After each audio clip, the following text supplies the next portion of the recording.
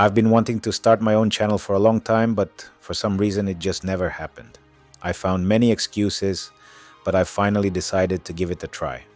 On this channel, I'll be posting videos about the specifics of working on ships, their equipment, and their operation, covering both theory and practice. I've gathered a lot of material and want to share it with you. This will be my first video, and it's about what an electro-technical officer is on a modern ship and why I chose this profession.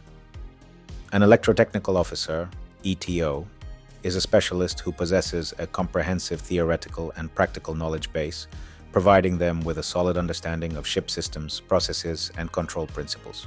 Overall, it's a complex profession because you need to have knowledge not only in your field, electricity or electronics, but also in mechanics, thermodynamics, material resistance, navigation, and many other areas. This is because an ETO must understand the processes that are happening so they can properly manage, maintain, and quickly repair things. The modern curriculum for ETOs contains the following modules or sections, according to the requirements of the IMO model courses 7.08 Electro-Technical Officer. Part 1. Electrical, Electronic, and Control Engineering at the operational level. Part 2. Maintenance and Repair at the operational level. Part 3. Controlling the operation of the ship and care for persons on board at the operational level. The focus is constantly on the operational level, because ETOs usually don't keep watches in the engine room. However, there are different cases, and if needed, an ETO can take additional courses, for example, engine room resource management, to raise their level to the management level. What is the IMO? A few words about what the IMO, International Maritime Organization, is.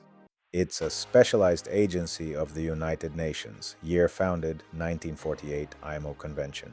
Officially started work in 1959. Headquarters, London, United Kingdom. Purpose: to ensure the safety of navigation, protect human life at sea, and prevent marine pollution from ships. The International Maritime Organization is the global regulator for shipping safety and environmental protection rules. What are some key IMO conventions? The following conventions are part of the IMO's work. SOLAS, International Convention for the Safety of Life at Sea, 1974. The most important document that sets standards for the construction, equipment, and operation of ships to guarantee their safety. MARPOL, International Convention for the Prevention of Pollution from Ships, 1973/1978, regulates the discharge of oil, harmful liquid substances, garbage, sewage, and atmospheric emissions. STCW, International Convention on Standards of Training, Certification, and Watchkeeping for Seafarers, 1978, defines the minimum standards for the training, qualification, and duties of seafarers. IMDG Code, International Maritime Dangerous Goods Code, sets requirements for the packaging, labeling, transport, and storage of dangerous goods. Convention on the International Regulations for Preventing Collisions at Sea, 1972. MLC, Maritime Labor Convention, 2006. Although formally adopted by the ILO, it's closely related to the IMO. It guarantees seafarers' rights to decent working conditions and social protection. What does an ETO do? They handle everything: navigation equipment, fire alarms, ventilation and air conditioning systems, refrigeration equipment, elevators, outdoor and indoor lighting, deck equipment, hatch covers, cranes, anchoring, mooring equipment, and more, tank level indication, ballast systems, scrubbers, main and auxiliary engines, and so on. The importance of the ETO profession: I've sometimes been told that electricians won't be needed anymore, that electricity is actually elementary and anyone can handle it. They said this because they worked on old ships. However, as time has shown, the level of automation continues to increase every year, and mechanics, even with an electrician's certificate, often struggle to handle many situations. Why is that? Because so many automation and control systems are being introduced on ships. Take the main or auxiliary engine, for example. For about 10 years, internal combustion engines with electronic control systems have been available. This means there's a computer that controls the controllers, which in turn manage the process of fuel injection into the cylinders.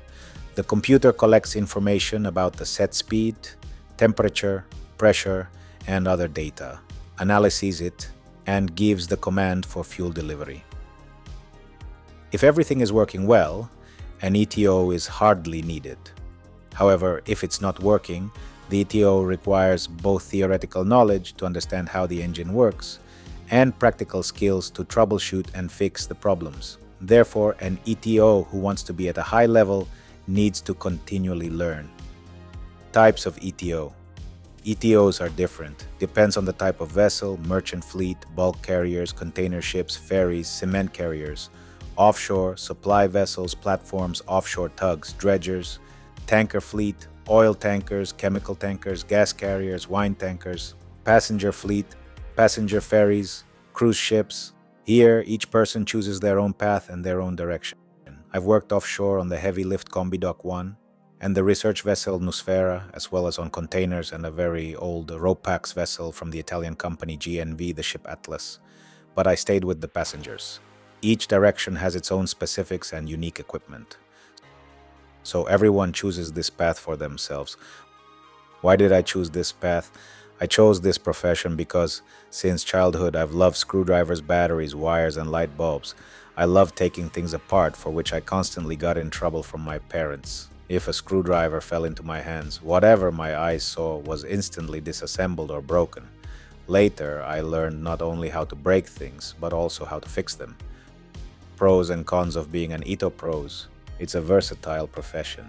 You can switch to different types of ships. There's a lot of demand in the market. You can work not only on a ship but also on land. You can travel the entire world and you get paid for it. The salary is decent. Cons. You can travel too much. There's a high level of stress. The duration of contracts can be long, from 1.5 to 9 months. You're separated from your family. Even though it was a difficult journey for me, I don't regret choosing it. I have the opportunity to do what I love, travel the world, and talk with different people. The price is not seeing my family and loved ones for long periods, so everyone must choose their own path. Subscribe to my channel and give it a like. Goodbye.